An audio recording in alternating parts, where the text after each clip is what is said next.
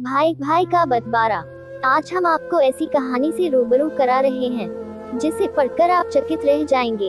एक गांव की बात है। उस गांव में दो भाई रहते थे। उनमें जो बड़ा भाई था वो पढ़ा लिखा था और छोटे भाई अनपढ़ था। इसलिए जो बड़ा भाई था उनकी घर में सब लोग बात मानते थे। बड़ा भाई घर का कोई काम बिल्कुल नहीं करता था।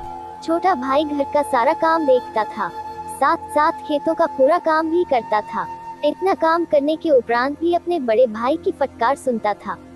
बड़ा भाई अपने छोटे भाई पर बात बात पर चिल्लाता था और कहता था, बेवकूफ तू कब सुधरेगा, दुनिया सुधर गई। लेकिन छोटा भाई सुबह उठकर अपनी भैंस को चारा डालता था और गोबर को खेतों पर डालने जाता था।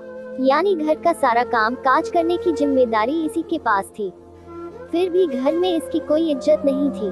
बड़ा भाई नेताजी बनकर बाहर घूमता रहता था। प्रतिदिन घर पर आकर अपने भाई पर अपना पूरा रोब जताता था। कुछ दिनों के बाद बड़े भाई ने छोटे भाई की शादी करा दी। दोस्तों, छोटी वाली बहू जो भगवान की कृपा से बहुत चालाक और समझदार थी, जब छोटी बहू घर में आती है और देखती है कि मेरे पति भैंस का गोबर डालते हैं और इनके बड़े भाई आराम से नेताजी बनकर घूमते हैं, तो सोचती है अभी मैं कुछ नहीं बोलूंगी, क्योंकि यह लोग सोचेंगे कि छोटी बहू ने आते ही लड़ाई करना शुरू कर दी।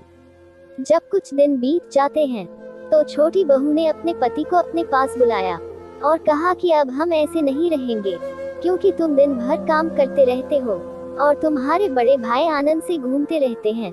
यह मुझसे बिल्कुल नहीं देखा जाता।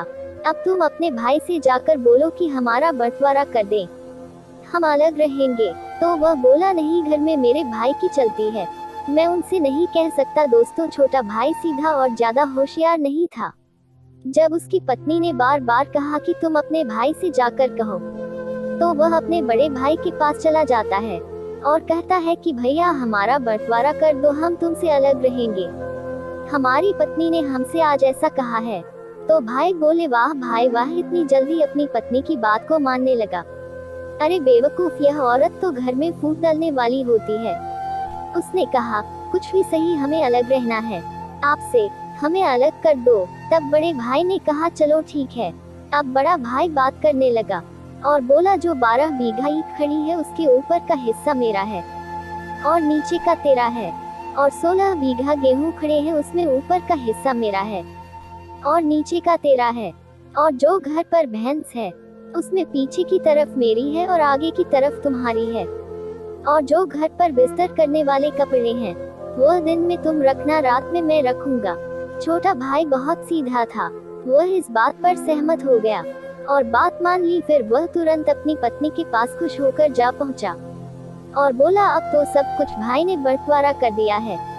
और वह बंटवारा उसने अपनी पत्नी को सुना दिया। छोटी बहू सिर पर हाथ रखकर रोने लगी और बोली, हे भगवान, यह मेरे साथ क्या हुआ, यह तो बिल्कुल पागल है।